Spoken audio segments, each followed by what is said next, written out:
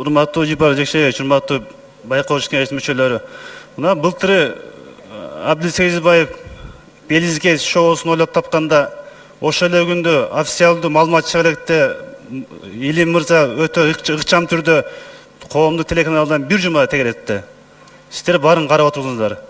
Мына азыр убакыт өттү, убакыт баарын далилдеп атат, баары жалган экени, фейк экендиги далилденип атат. Эч кандай күнөөчү адамдарды ушуну күнөөлөгөн баары ачыкка чыгып атат.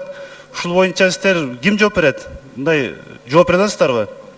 Эмил Токтогулович, уруксат берсеңиз мен жооп берейин?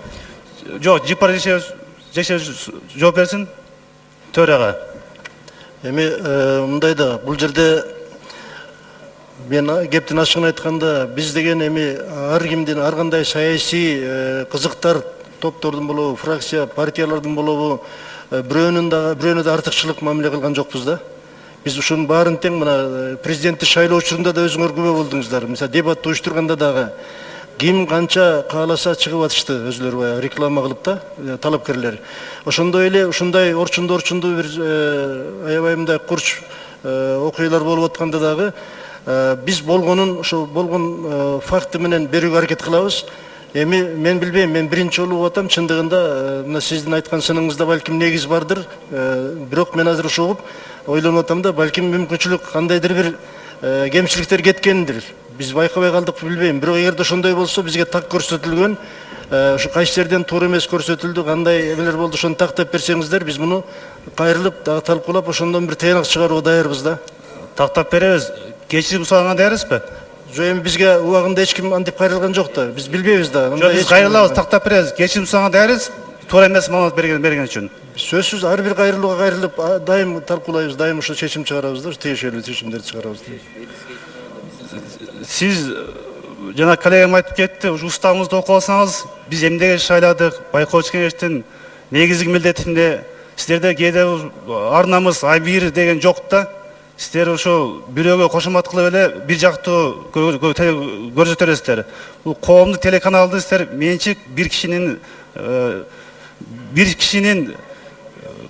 эсебине, бир кишинин аты үчүн эле иштеп калгансыздар да. Жакында далилдеп беребиз, ошондо сиздер жооп берип, кечирим сурасыңыздар элек. Рахмат, эми кичине жооп катары айтып коеюн сизге. Бизде 15 киши Байкош кеңештин мүчөлөрү. Бирөөбүз да үстөмдүк кыла албайбыз. Мисалы, 5 президенттин өкүлү катары келсе, 5 жогорку кеңештин өкүлү, 5 болсо жарандык коомдун өкүлү болуп келет. Бизде деген баардык маселени ачык айтабыз. Бул жерде эч ким мындай диктатор боло албайт, эч ким башкара албайт. Ошо калыста, ошо көпчүлүк добуш менен гана чечебиз да ар бир маселедечи.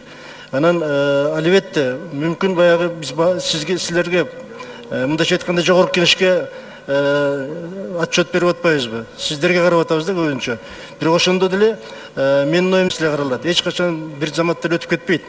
Бул жерде кээде айтып атасыңар, мына башкы директор Байкош кеңешти башкарып алыптыр деп. Илим Майрамбековичтин көзүнчө айтайын, башкарганга эч кандай аракет да кылбай эле койсун, аракет да кылган деле эмес. Себеби биз деген тескерисинче чакырып, ар бир чогулушка чакырып, өзү катышып, өзү түздөн түз катышып отуруп бизге жооп берет да дайым.